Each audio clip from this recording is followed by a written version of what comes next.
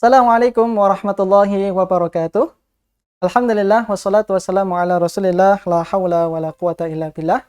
Pemirsa dimanapun Anda berada, Alhamdulillah kita masih setia bersama dalam acara Tarjih Menjawab. Untuk tema kali ini kita akan membahas tentang pelajaran moral dari Imam Al-Ghazali, dari sains sampai politik hingga kekuasaan. Nampaknya kalau kita mendengar Imam Al-Ghazali itu sesuatu pemikiran yang berat.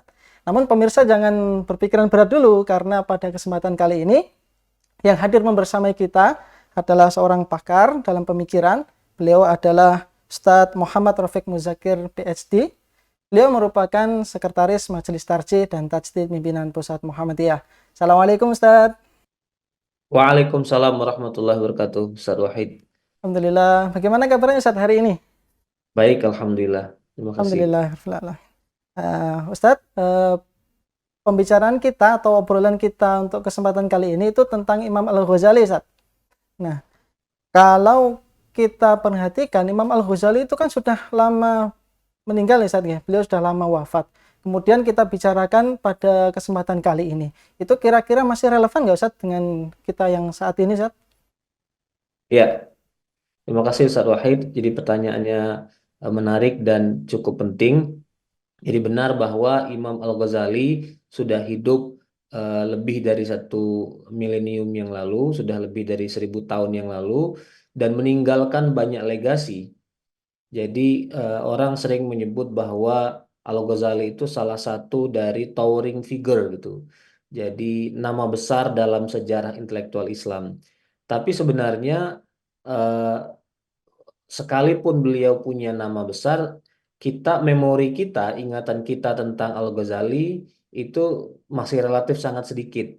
Jadi beliau katanya populer, tetapi kita tidak bisa menyebut apapun tentang Imam Al-Ghazali itu. Jadi saya kira eh, ini relevansinya supaya di kalangan kita, kesarjanaan kita, di kalangan persyarikatan, eh, ada percakapan-percakapan tentang tradisi intelektual di masa lalu. Sebenarnya bukan hanya terkait dengan Al-Ghazali, kita juga perlu mengenal, memperingati kebesaran pemikiran, mengkaji, termasuk juga mengkritik tokoh-tokoh lain. Selain Al-Ghazali, ada nama seperti Ibnu Taimiyah misalnya, yang datang dari tradisi intelektual yang berbeda, dan nama-nama yang lain gitu.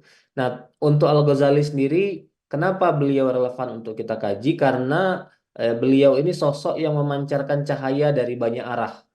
Jadi kita buat dengan statement seperti itu. Imam Al-Ghazali sekali lagi adalah sosok intelektual, ulama yang memancarkan cahaya dari banyak arah.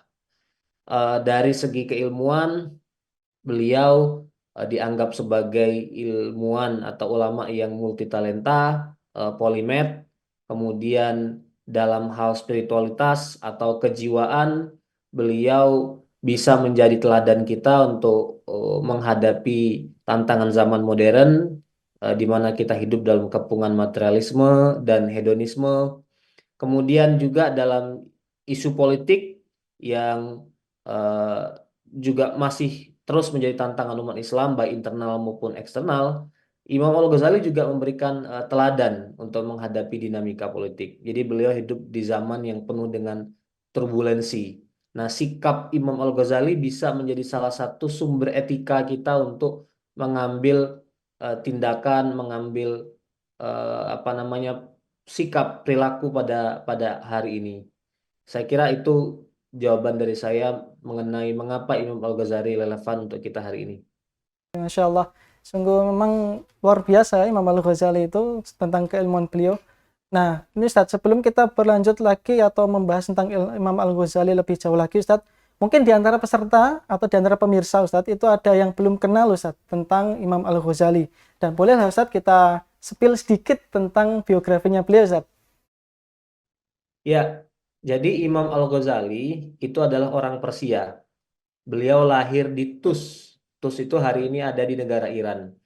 Nah, pada usia 11 tahun, Imam Al-Ghazali masuk Akademi Nizamiyah yang baru saja didirikan oleh Nizamul Muluk, yang di cabangnya di kota Nishapur.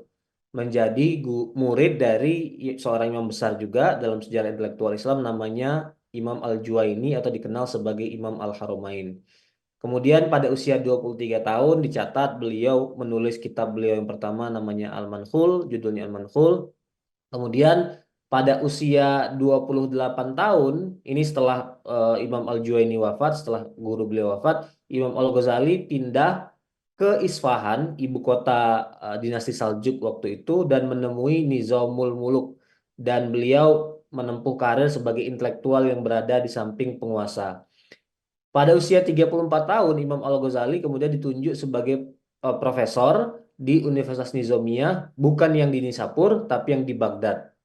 Nah, 4 tahun kemudian, pada saat beliau berusia 38 tahun, beliau mengarang buku yang sangat fenomenal, yaitu Tahafut Al-Falasifah, atau bantahan kepada para filosof. Di tahun yang sama setelah menulis kitab ini, beliau mengalami krisis spiritualitas, kemudian meninggalkan kampus dan sekaligus meninggalkan Baghdad, beruzlah ke Damaskus.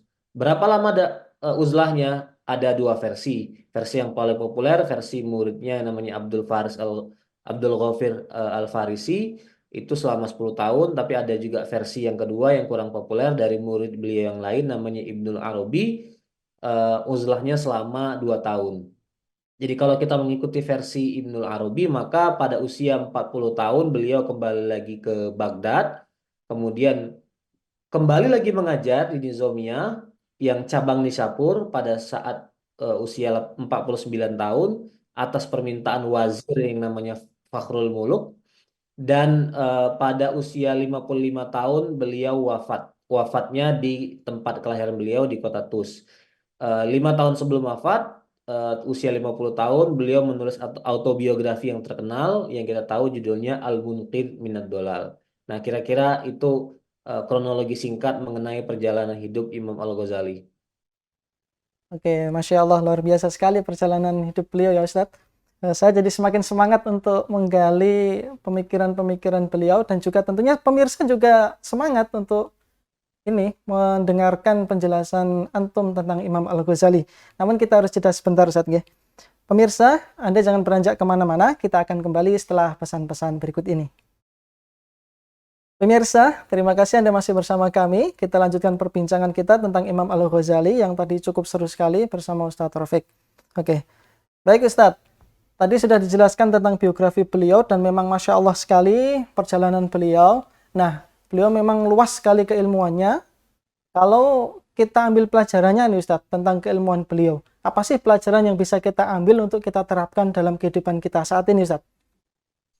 Ya, saya kira pelajaran paling pokok adalah sifat keilmuan beliau yang polimatik, menguasai banyak cabang, tetapi juga koheren. Jadi sifat keilmuan beliau yang integratif sekaligus. Imam Al-Ghazali menguasai bidang tasawuf, kitab pokoknya adalah Ihya Ulumuddin, kemudian juga ahli teologi, beliau ahli kalam, kemudian menguasai filsafat. Kemudian juga beliau pada saat yang sama seorang juris atau pakar fikih dan usul fikih. Nah, legasi keilmuan beliau ada pada 4 bidang ini, gitu. Kemudian sifat integratif dalam keilmuan Al-Ghazali itu bisa kita lihat dari pengakuan beliau terhadap berbagai sumber keilmuan. Yang pertama tentu saja fitrah manusia. Jadi Allah memberikan kemampuan yang melekat pada diri manusia untuk mengenal apa itu baik dan buruk. Tentu saja sumber selanjutnya adalah Al-Quran, As-Sunnah, kemudian ilham atau intuisi yang banyak beliau elaborasi dalam Ihya Ulumuddin dan juga dalam Al-Munqidh. Eh, di samping itu juga dikombinasikan dengan tradisi intelektual Islam. Dalam mazhab hukum beliau bermazhab Syafi'i, kemudian dalam kalam beliau bermazhab Asy'ari, dan beliau punya kemampuan untuk menyerap sekaligus juga mengkritik tradisi keilmuan yang datang dari peradaban luar. Dalam hal ini adalah tradisi filsafat Yunani. Jadi kalau disebut pelajaran moralnya apa adalah kemampuan untuk terbuka menerima yang datang dari luar yang baru, tapi juga tidak semuanya terima, disaring dulu gitu. Nah, itu tantangan intelektual kita hari ini berhadapan dengan ya macam-macam, filsafat timur, filsafat barat, pandangan yang tidak lahir dari para pemikir muslim. Kalau kita mengikuti jalan fikir Al-Ghazali, jangan jangan diblok, itu bisa dibaca tetapi tidak semua diterima gitu. Jadi itu pelajaran dari Al-Ghazali mengenai teladan keilmuan secara singkat, secara ringkas. Oke, Masya Allah sekali ya keilmuan beliau itu. Nah, tapi ini Ustaz, saya tuh pernah dengar dalam bidang filsafat dan sains Ustaz, itu beliau itu menolak sains Ustaz. Dan bahkan ada tuduhan yang dilemparkan ke beliau bahwa beliau itu menjadi penyebab kemunduran ilmu pengetahuan khususnya dalam sains dalam peradaban Islam Ustaz. Itu apakah benar seperti itu Ustaz? Ya, itu tuduhan berulang-ulang yang dilontarkan kepada beliau, tapi hemat saya itu pernyataan yang berasal dari pembacaan yang tidak mendalam terhadap pemikiran Al-Ghazali dan pembacaan yang tidak jeli terhadap sejarah intelektual Islam. Imam Al-Ghazali tidak pernah anti filsafat, tidak pernah anti sains. Eh, Bahkan menurut Ibnu Khaldun, Imam Al-Ghazali lah orang pertama yang membawa filsafat, dalam hal ini adalah filsafat Ibnu Sina, ke dunia Islam. Yang kemudian beliau kritik juga sendiri gitu. Menurut beliau, metode ya silogisme Aristoteles yang diterima oleh Al-Farabi dan Ibnu Sina itu satu hal yang menjadi mutlak untuk memastikan kualitas keilmuan seseorang gitu. Dan secara khusus terkait dengan sains, dalam kalau kita baca autobiografi beliau, jadi beliau tuh membagi filsafat ke beberapa cabang. Nah, cabang ketiga itu adalah fisika gitu atau bi'ah. Ini menurutnya studi tentang alam semesta, bicara tentang langit, unsur-unsur di bumi seperti air, tanah, udara, api, juga studi tentang perubahan benda-benda material.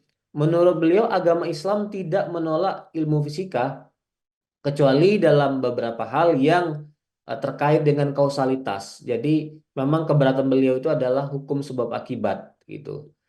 Nah, apa namanya, saya tadi mengatakan bahwa Imam Al-Ghazali juga mengkritik filosof terutama dalam eh, pandangannya mengenai sababiyah, tetapi ingat yang dikritik oleh Al-Ghazali itu adalah pandangan yang meniscayakan hubungan langsung sebab dan akibat.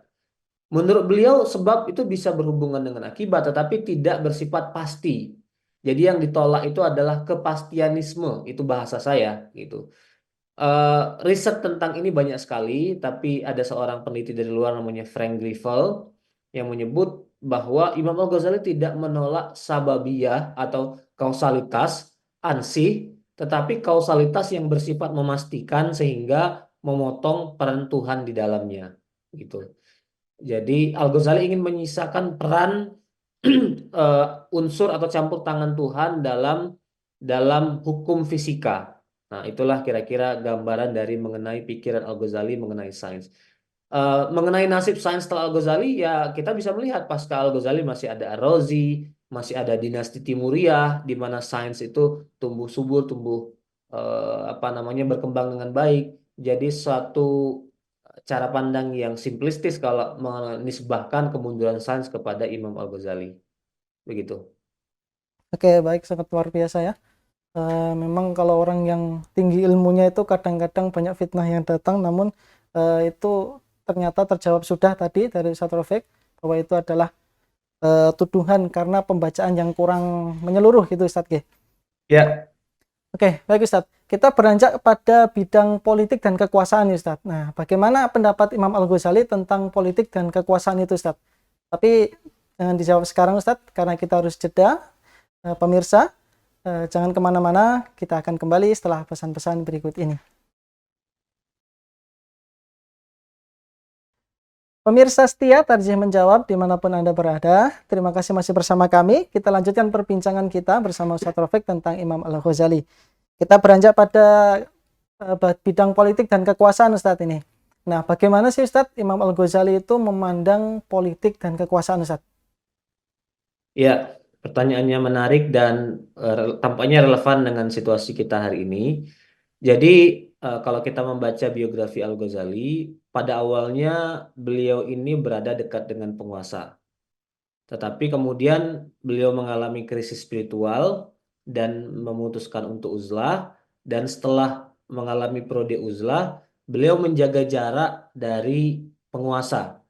Bahkan dalam baik Ihya Ulumuddin maupun dalam Al-Muqidh Minad Dhalal, beliau tampaknya mulai cenderung kritis dan memandang bahwa politik itu corrupt, politik itu rusak dan corrupting gitu.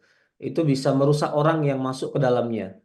Bahkan beliau apa ya, mengajarkan satu etika sendiri menghadapi asalatin al-zulmah gitu. Terutama etika yang perlu dipraktekkan para ulama, para sarjana muslim. Menurut beliau para ulama harus menjaga jarak dari penguasa gitu. Karena tidak ada benefit, tidak ada manfaat apapun yang bisa diperoleh berada dekat penguasa. Penguasanya tidak akan berubah, kira-kira gitu. Justru yang akan mengalami kontaminasi adalah para ulama yang di dekat penguasa gitu. Nah, memang pandangan ini ya pandangan personal Al-Ghazali, kadang-kadang bisa dianggap cukup ekstrim juga karena kata Al-Ghazali misalnya ya, kalau ada penguasa yang datang mengunjungi seorang ulama yang punya integritas, cukup dijawab aja salamnya, tapi tidak perlu diladeni gitu. Nah, ini satu satu cara pandang yang perlu dicatat, ini bukan satu-satunya cara, bukan satu-satunya etika menghadapi penguasa. Ada misalnya etika Taimian atau etika Ibn Taimiyah. Ibn Taimiyah itu menganggap bahwa kekuasaan itu ya perlu diisi dan di dalamnya melakukan amar ma'ruf nahi mungkar gitu. Jadi masuk aja ke dalam dan lakukan perubahan di dalam.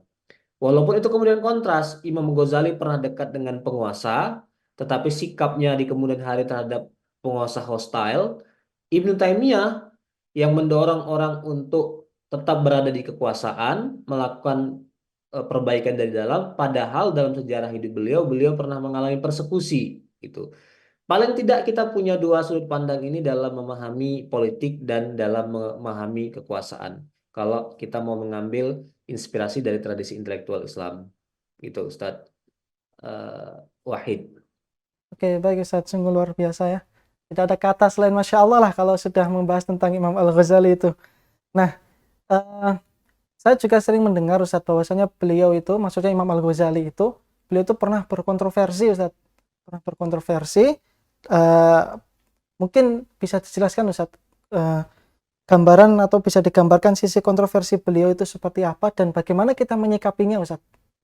Ya, ya, ini juga pertanyaan menarik. Kontroversi mengenai Al-Ghazali itu sudah ada sejak zaman beliau hidup sendiri dan bahkan sampai berlangsung sampai hari ini. Misalnya eh, segera setelah beliau wafat, ada beberapa eh, apa ya, sanjungan sekaligus kritik kepada Al-Ghazali. Misalnya dari pihak-pihak yang cocok dan suka pada Al-Ghazali, Ibnu Asakir misalnya menyebut beliau sebagai Mujaddid Amriddin, jadi pembaharu pada abad kelima. Kemudian Imam As-Subki mengatakan la yasil ila ma'rifati ilmil Ghazali wa fadlihi illa man balag au kada ayablugh al-kamal fi aqlihi. Tidak akan sampai kepada pemahaman mengenai keutamaan Imam Al-Ghazali kecuali orang yang kesempurnaan akalnya itu sudah dia capai, atau orang yang sudah eh, mapan kemampuan intelektualnya baru akan mengerti kelebihan Al-Ghazali. Kira-kira gitu pernyataan dari Imam As-Subki. Dan banyak lagi apa namanya para pengagum-pengagum Imam Al-Ghazali, tapi pada saat yang sama juga ada pengkritiknya. Misalnya Qadhi Iyad itu pernah mengeluarkan fatwa pembakaran buku-buku Al-Ghazali, khususnya Al-Ihya di Andalusia pada zaman Al-Murabitun, karena ketidakcocokan Qadhi Iyad mengenai paham tasawuf Al-Ghazali. Kemudian Ibnul Arabi, Ibnu Taimiyah, kemudian muridnya Ibnu Taimiyah, Az-Zahabi itu mengkritik Al-Ghazali dari sisi Al-Ghazali terlalu jauh masuk ke filsafat, dan terutama Imam Al-Ghazali eh, tidak kuat dalam tahqiq dalam bidang ilmu hadis, kira-kira gitu. Imam dalam mazhab Syafi'i ada tokoh namanya Ibnu Solah, itu mengkritik karena Imam Al-Ghazali pernah mewajibkan ilmu mantik atau ilmu logika. Kemudian At-Turtusi pernah mengkritik Al-Ghazali karena terlalu jauh mengkonsumsi pikiran at-ta'limiyah yang beliau kritik. Jadi Imam Al-Ghazali itu mempelajari satu disiplin ilmu, mengkritiknya, tapi pada saat yang sama juga terpengaruh dari tokoh-tokoh asing atau terpengaruh dari dinamika keilmuan pada bidang itu. Mengkritik dan menyerap sekaligus. Dan inilah yang kemudian menjadi sasaran kritik dari para ulama yang hidup sesudahnya. Tapi bagaimana sih sikap yang relevan untuk kita ambil komentar yang adil lah terhadap Al-Ghazali? Ya menurut saya Imam Al-Ghazali itu sekali lagi adalah towering figure, pemikir besar dalam sejarah umat Islam, apa namanya, meninggalkan kepada kita banyak karya-karya penting yang perlu kita ambil inspirasinya dan kita baca. Tetapi apa namanya, kita misalnya bisa mengambil komentar dari Az-Zahabi. Az-Zahabi ini mengkritik tadi kan di awal, tapi juga punya komentar yang adil. Kata Imam Az-Zahabi, Al-Ghazali imamun kabirun, adalah seorang pemikir atau imam yang besar. Wa ma min syartil alim annahu la yukhti. Bukanlah syarat dari seorang alim, seorang ilmuwan, seorang ulama, dia tidak pernah salah sama sekali. Artinya ya Imam Al-Ghazali punya beberapa hal yang mungkin kita bisa berbeda pendapat, menjaga jarak, terutama karena ada perbedaan zaman, periode, ada yang mungkin pemikiran Al-Ghazali tidak lagi cocok di zaman sekarang, yaitu yang kita kontekstualisasikan tanpa harus meruntuhkan keseluruhan bangunan pemikiran Al-Ghazali itu sendiri. Saya kira catatan dari Az-Zahabi tadi cukup membantu kita untuk mengambil sikap adil terhadap Imam Al-Ghazali. Itu jawaban dari saya. Oke, baik, luar biasa sekali. Jawaban Ustaz Taufik tadi cukup membuat pikiran saya menjadi cerah dan semangat lagi untuk meneladani keilmuan-keilmuan dari seorang Imam Al-Ghazali. Baik Ustadz, pembicaraan kita sangat menarik Ustadz, tapi waktu kita terbatas, sehingga mungkin bisa dilanjut di lain waktu Ustadz. Ya, Oke. Baik, insya Allah. terima kasih Ustadz atas pencerahannya tentang Imam Al-Ghazali tadi, dan sungguh bermanfaat wabil khusus bagi saya pribadi. Dan saya juga mengucapkan terima kasih kepada pemirsa Tarjih Menjawab dimanapun Anda berada. Saksikan selalu tayangan Tarjih Menjawab di TV-mu dan juga Tarjih Channel. Dan akhir kalam, saya beserta kru yang bertugas pamit undur diri. Wassalamualaikum warahmatullahi wabarakatuh. Waalaikumsalam warahmatullahi wabarakatuh.